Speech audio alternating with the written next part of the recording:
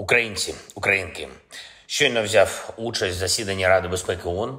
Це спеціальне засідання скликане за нашою ініціативою. Я дякую всім нашим партнерам, які підтримали скликання цього засідання і чітко виступили на захист України і міжнародного права, фундаментальних норм міжнародного права. Злочин агресії проти нашої держави, фарс на окупованій території, які окупанти називають референдумами, підготовка чергової спроби анексії української території – все це кроки, якими Росія добиває статут ООН.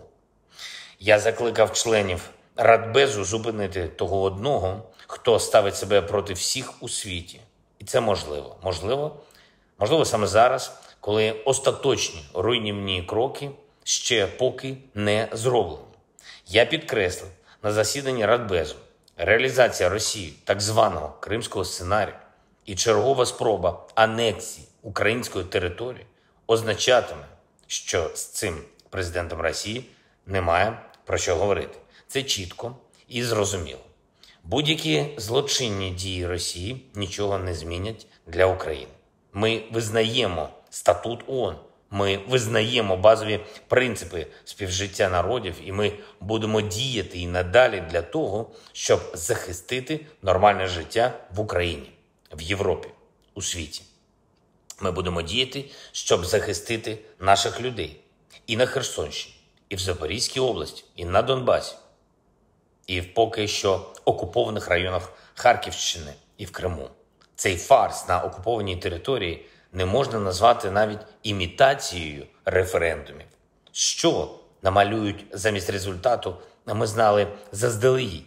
Навіть розвідці не треба було особливо старатися. Погоджені цифри для цього фарсу були вкинуті у засоби масової інформації. Росія навіть не ховається.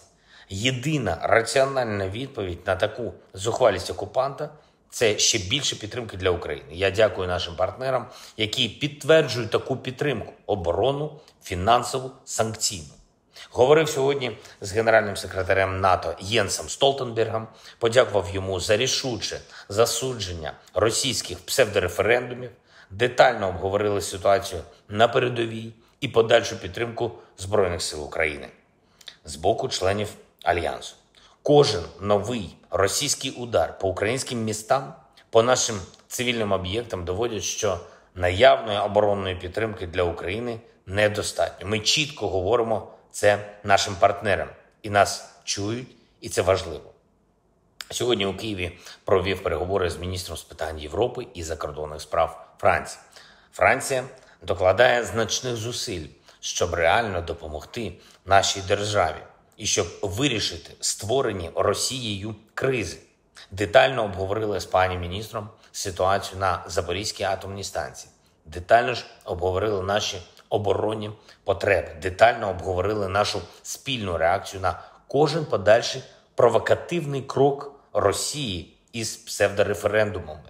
Сьогодні ж в Москві прозвучали чергові брехливі заяви щодо дуже важливого досягнення України і наших партнерів – відновлення нашого морського зернового експорту. Очевидно, що Росія готує ґрунт, щоб спробувати зірвати зернову ініціативу.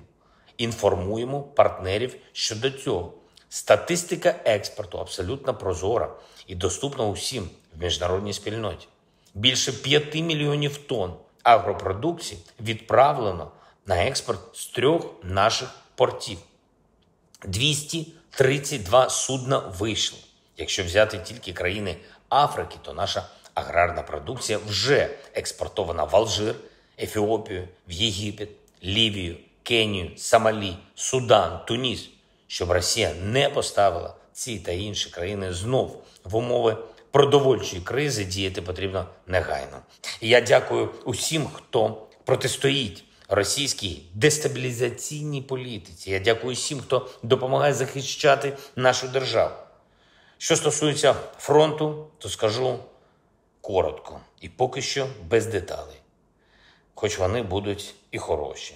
Просуваємось вперед і звільняємо нашу землю. Слава Україні!